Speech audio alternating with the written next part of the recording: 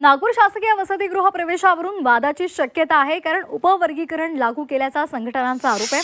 समाज कल्याणाची ही जाहिरात आहे आणि यामध्ये एससी प्रवर्गाचं उपविभाजन केले। कॉलममध्ये मातंग, मेहतर आणि इतर एससी असा उल्लेख केलेला आहे आणि यामुळे वादाची चिन्ह निर्माण झाली आहेत।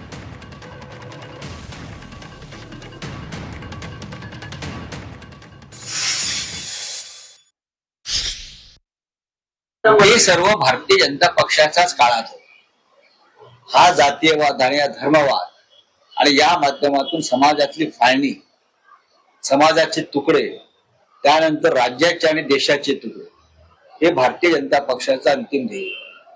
त्यांना देशाचे तुकडे करायचे, त्यांना राज्यांचे तुकडे करायचे आणि त्यांना जातीमध्ये दंगली घडवायचे।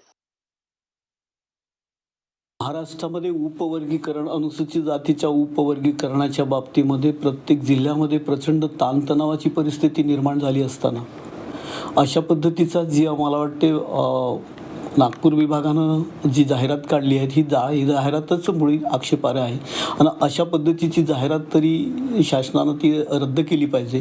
त्या ठिकाणी मुद्दाम मातंग आणि सफाई कामगारांची कॉलम करून त्याच्यामध्ये त्यांच्यासाठी जागा दाखवणं मला वाटतं हे चुकीचं आहे आणि अशा पद्धतीची जाहिरात करणं म्हणजे उपवर्गीकरण झालं की काय अशा पद्धतीचा खोडसाळपणा मला वाटतं आणि ही जाहिरात त्वरित रद्द करून त्या ठिकाणी मूळ जे आरक्षण आहे त्या पद्धतीने ती जाहिरात काढणं अपेक्षित आहे। आपण जाती न्याय जनगणना केलेली नाही।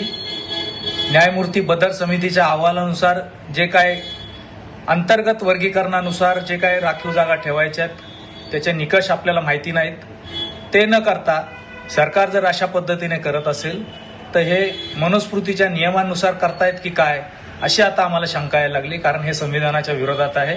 अनुसूचित जातींचा वेगळा गट आहे, त्या जातींना, वैयक्तिक जातींना कुठल्याही राखीव जागा नाहीत, हे सरकारने ध्यानात घेतलं पाहिजे।